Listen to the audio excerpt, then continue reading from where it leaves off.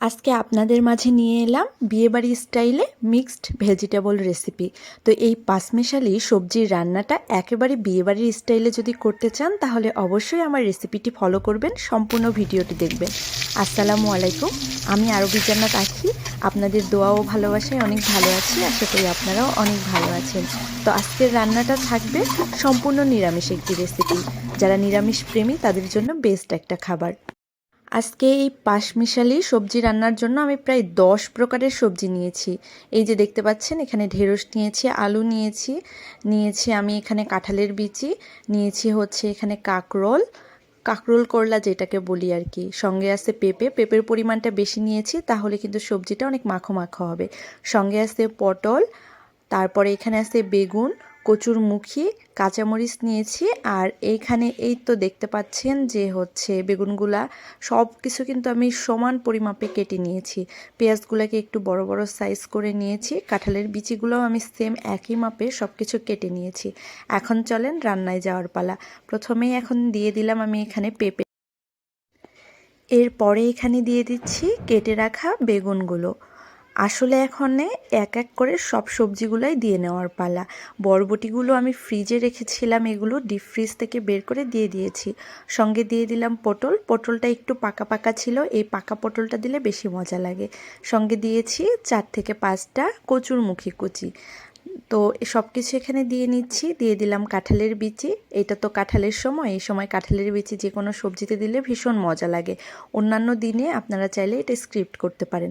তারপর এখানে দিয়ে দিলাম আমি সেই সুন্দর করে কেটে রাখা কাঁকরোলগুলো। এরপর দিয়ে দিলাম আলু, এগুলো আমাদের ক্ষেতের আলু, পাকড়িয়া লাল আলু বলে এগুলাকে, খুবই মজা খেতে। এরপর এখানে দিয়ে দিলাম একটা ধুন্দল। তো ধুন্দলটা দিলে খুবই মজা হয়, এই সবজিটা খেতে অনেকটা মিষ্টি মিষ্টি লাগে।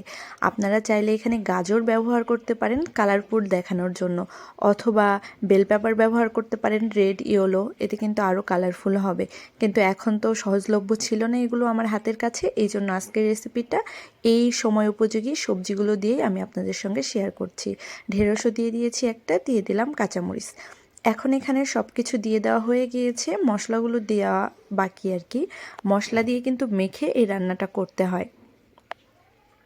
এখন দিয়ে দিলাম আমি এখানে 1 চামচ পরিমাণ রসুন বাটা, রসুনগুলো থেতো করে নিয়েছি। তারপর দিয়ে দিলাম 1 চামচ পরিমাণ এখানে আদা বাটা, এগুলো হচ্ছে টেবিল চামচ দিয়ে দিয়েছি আর কি। তারপর হলুদ গুঁড়ো দিয়েছি 1 চামচ, দিয়ে দিলাম জিরা গুঁড়ো 1 চামচ, দিয়ে দিয়েছি হচ্ছে মরিচ, গুঁড়া মরিচটা আর কি লাল। তো অল্প দিলাম কারণ যেহেতু কাঁচামরিচ দিয়েছি 1/2 চামচ পরিমাণ ধনিয়া গুঁড়া, তারপর লবণ দিয়ে এখন এখানে সুন্দর করে তেল দিয়ে নিচ্ছি। তেলের পরিমাণটা একটু বেশি দিচ্ছি, কারণ হচ্ছে এই সবজিটাতে তেল বেশি দিলে অনেক ভালো লাগে। সঙ্গে দিয়েছি একটা তেজপাতা, আর কোনো কিছু দেওয়ার প্রয়োজন নেই। আপাতত এইগুলোই এখানের জন্য যথেষ্ট। এখন খুব সুন্দর করে আমি আমার হাতের সাহায্যে পুরো সবজিটাকে মেখে নিচ্ছি।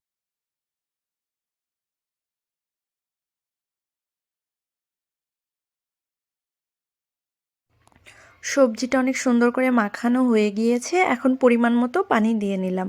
তো পানির পরিমাণটা আপনাদের ডিপেন্ড করবে কতটা পরিমাণে সবজি ব্যবহার করেছেন তার উপর।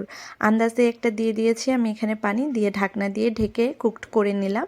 দেখতে পাচ্ছেন অনেকটাই কিন্তু সবজি সিদ্ধ হয়ে এসেছে। এটাকে একেবারে পানিগুলো শুকিয়ে নিব। তেল ভাসতে শুরু করেছে আর খুব সুন্দর কিন্তু একটা ঘ্রাণ বের হয়েছে। তো এই পর্যায়ে একটু নেড়ে চেড়ে দিচ্ছি। প্রায় 10 মিনিটের মতো কুক করে নিয়েছি আমি। তো আবারও নেড়ে চেড়ে কিন্তু এটাকে আরও অনেকক্ষণ হচ্ছে ঢাকনা দিয়ে ঢেকে রেখে দিব, প্রায় আরও 10 মিনিটের মতো। তো সাইডে কী কী লেগে আছে মশলাগুলো সেগুলোও নেড়ে চেড়ে নিচ্ছি।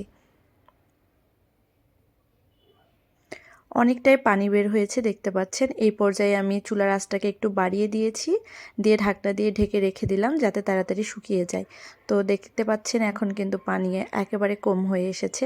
একটু কিন্তু এরকম ঝোল না রাখলে খেতে মজা লাগবে না। তো যেহেতু এটাতে ফোড়ন দিব এই জন্য একটু ঝোল রাখবো, ফোড়ন দেওয়ার পর কিন্তু আরও পানিটা শুকিয়ে যাবে। তো আমার এই পর্যায়ে রান্না কমপ্লিট, এখন ফোড়ন দেওয়ার পালা। সেজন্য আমি কড়াইটাকে আবারও সুন্দর করে ধুয়ে নিয়েছি, নিয়ে এখানে দিয়ে দিলাম রান্নার তেল।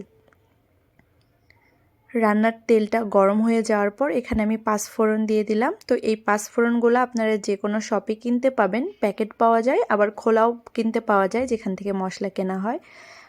2-1 সেকেন্ড পাঁচফোড়নটা ভেজে নেওয়ার পর দিয়ে দিলাম পেঁয়াজ কুচি, সঙ্গে সামান্য কিছু রসুন কুচিও। তারপর এটা খুব সুন্দর করে একটু ব্রাউন ব্রাউন করে ভেজে নেওয়ার পালা। তো ভাজা হয়ে গিয়েছে, দেখতে পারতেছেন খুব সুন্দর কালার চলে এসেছে। এখন দিয়ে দিলাম রান্না করে রাখা সবজিটা দিয়ে খুব সুন্দর করে এটাকে মিক্সড করে নিলাম। মিক্সড করে আবার কিন্তু ঢাকনা দিয়ে ঢেকে রেখে দিতে হবে, তাহলে কিন্তু মানে ঘ্রাণটা বের হয়ে যাবে না আর কি, ঘ্রাণটা খুব সুন্দরভাবে সবজির মধ্যে মিক্সড হবে। তো এই পর্যায়ে তো আমার রান্না একেবারে শেষের দিকে, ঢাকনা দিয়ে ঢেকে রেখে দিয়েছিলাম। এই যে ঢাকনা খুলে দেখাচ্ছি আপনাদেরকে, আমার রান্না কমপ্লিট, তেল ভেসে উঠেছে। এখন এটা সার্ভ করার পালা। আমি একটা বাটিতে খুব সুন্দর করে সার্ভ করেছি। গরম ভাতের সঙ্গে খেতে কিন্তু ভীষণ মজা হয় এই সবজিটা, আপনারা অবশ্যই বাসায় ট্রাই করবেন। আর এই বিয়েবাড়ির এই সবজিটা আমি শিখেছি আমার শ্বশুরবাড়ির এলাকা থেকে। জামালপুরে এইভাবেই সবজি রান্না করে, তো ভীষণ মজা লাগে। বিয়েবাড়িতে গেলে আমি এই সবজিটা চেটে পুটে খাই এক কথায় বলতে গেলে। এখন গরম গরম ভাতের সঙ্গে এই সবজিটা হলে আর কোনো তরকারির কোনো প্রয়োজন নেই। অবশ্য যারা দেখলেন একটু লাইক কমেন্ট করে যাবেন, আমার ভিডিওটা